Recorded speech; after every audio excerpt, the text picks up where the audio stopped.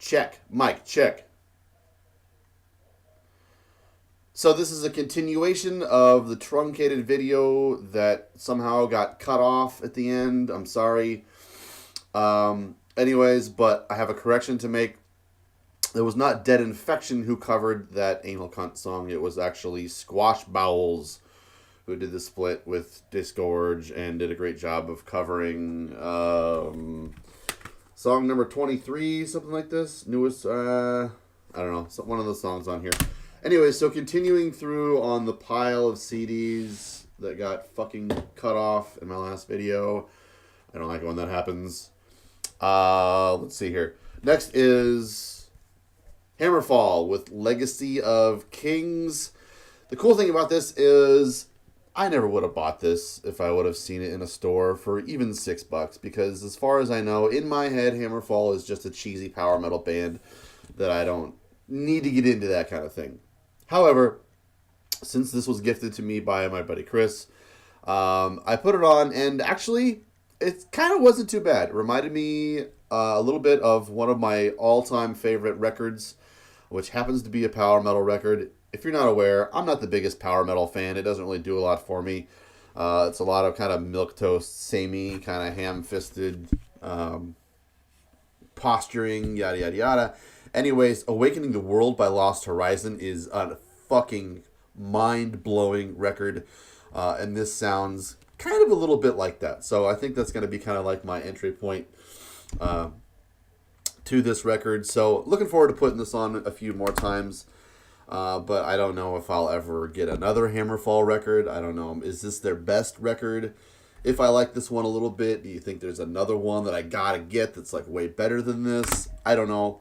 Let me know if you must. Next is a band that I wholeheartedly fucking love. We've got their debut, A Black Moon Broods Over Lemuria from Balsagoth. We've got Starfire Burning Upon the Ice-Veiled Throne of Ultima Thule. And the surprisingly short-titled Battle Magic. My favorite, the best Balsagoth album, bar fucking none. I go on binges listening to this fucking record.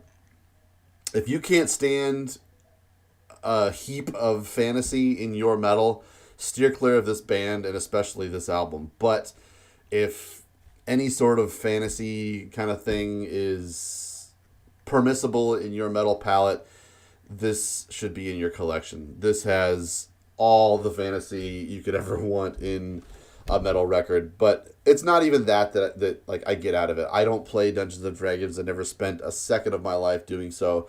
I've never read a fantasy novel. I really don't spend any time dwelling in that sort of thing, but I appreciate it in my music for some reason. This album has incredible songwriting, brilliant riffs all over the place, memorable vocals. There's tons and tons of variety to make this just a captivating listen. So this is my favorite one. This is their second album, which I used to have a copy of, got rid of, or whatever. I'm not sure where it ever wound up going, but happy to have it back in the collection. And the debut I actually had a copy of already, so I'm going to be passing this along to a beloved friend. So next we've got Up the Lamia with A Journey in Darkness. This, as far as I know, is their debut, if I'm not mistaken. This is the black metal band, we'll get to that later, of It from Abruptum. Also has Shadow on vocals, which is actually John Notefight, if I'm not mistaken. Legion from Marduk sings on some of the other albums. Winter on drums, who I think is Ole Omen from Dissection. And I think the bass player on this is from Edge of Sanity. Recorded in Unisound Studios by Dan Swino. I love everything he's recorded. But this, however, I kind of have a copy of this. I have a re-recorded version of this album that Necropolis put out a couple of years later. And I guess I needed to do some homework and kind of figure out what was the reason that was re-recorded. Is it all that vastly different from this version of it? This is the avant-garde, or even, it says obscure plasma which is a name you don't see very often. Obscure Plasma is the label that released originally the Live in Leipzig Mayhem album, and then Obscure Plasma turned into Avant-Garde Music. Anyways, this album, I had a really tough time when I listened to this the other day. I don't understand what they're going for. The riffing is just super meandering, wandering, directionless, aimless. Really every song and part just kind of melds together and blends into one menagerie mess that I just couldn't get interested in for some reason the other day when I put it on. I feel like I've kind of always beat around this band and tried to get into them. At least their early stuff. I will say that their album came out on No Fashion, Dominion. That is a lot more straightforward. Songwriting is just very basic. It's a great fucking record, and that was the last album that Lamia did. So, I don't know. I'm happy to have a copy of this, give it another shot, and figure out what I think of it. I would probably pick up a copy of Via Dolorosa.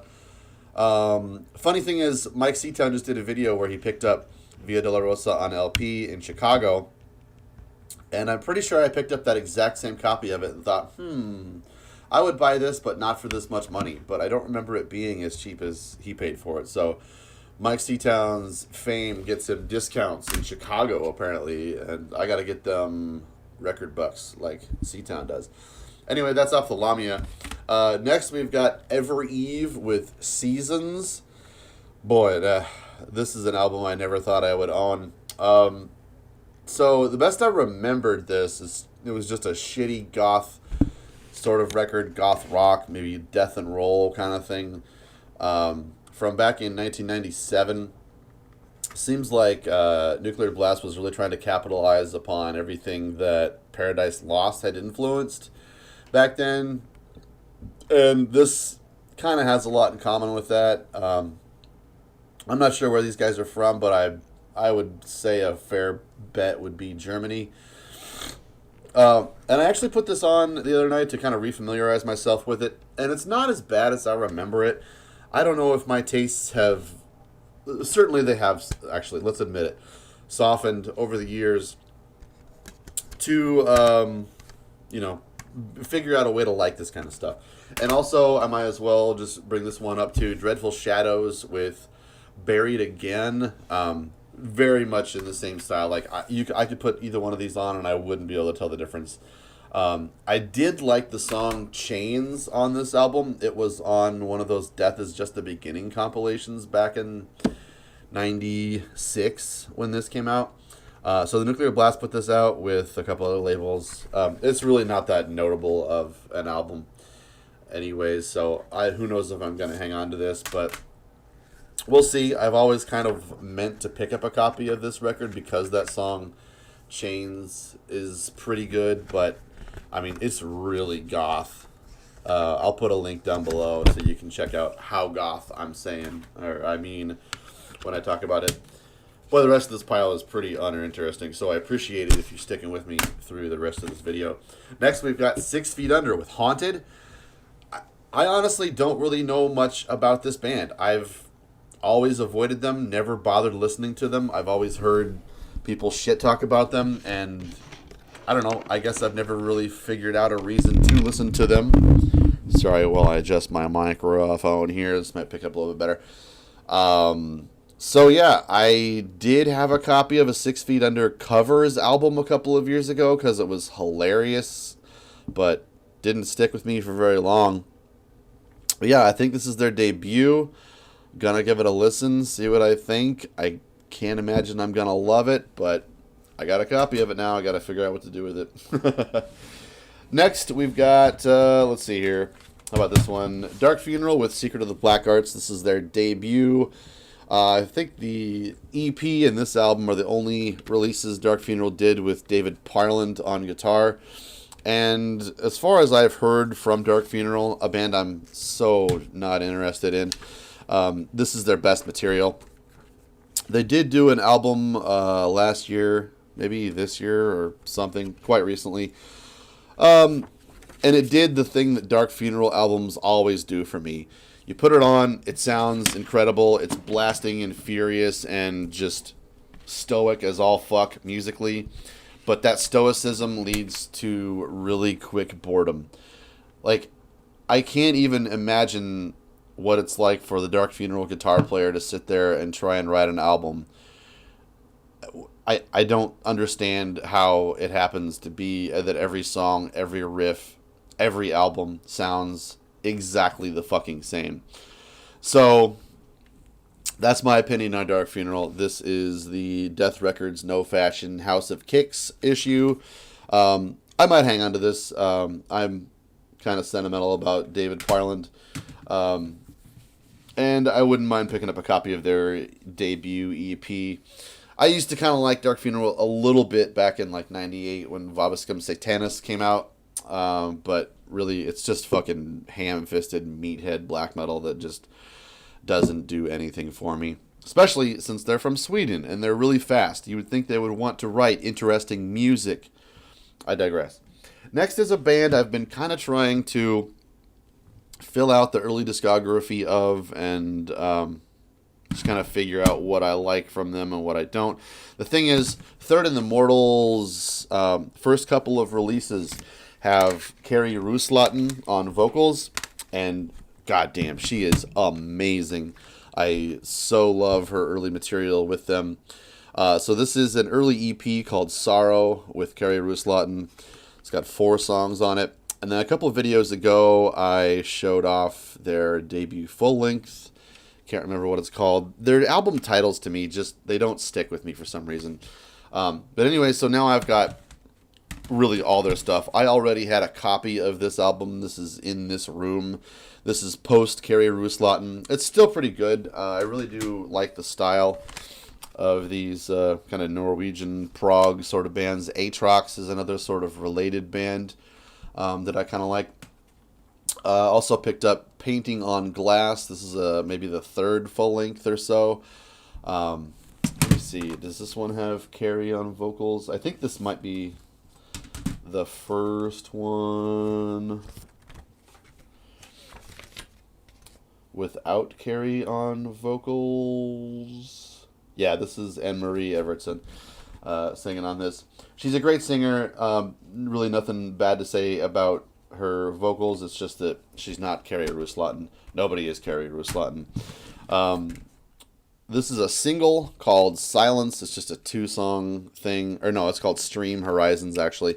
Yeah, I probably never would have bothered picking this up. A 2-song EP on CD.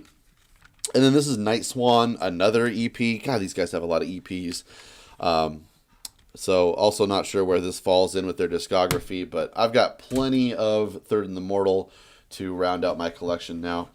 Lastly, this is The Blood Divine with Mystica. This full length came out on Peaceville in 97, and this could also be lumped in with that Ever Eve and Dreadful Shadows records. Kind of a gothy sort of death and roll kind of thing. Paradise Lost influenced. This was recorded in Academy Studios. So, you know, there's got a lot of things going for it, but the one time I did put this on since I got this copy, I was pretty bored with it. I don't know if it would ever really do much for me. But another thing of note, I guess, and probably the reason that my buddy Chris picked this up, was that the guitar player from Cradle of Filth played on this. Let's see if I can figure out who that would be. Paul Ryan, I think. I think Paul Ryan and his brother Ben Ryan did backing vocals, keyboards. I think Paul Ryan was the Cradle of Filth guy. So that is it. That is a giant pile of goodies that I got from my good friend Chris, and I look forward to getting more of his collection into my collection, because it's been fun. There's some stuff there that I probably never would have given a second listen to, and I've also got some doubles that I can give away to friends. So that was fun, and I'm looking forward to getting some more stuff. Anyways, that's it for now. Thanks for joining me. Take care.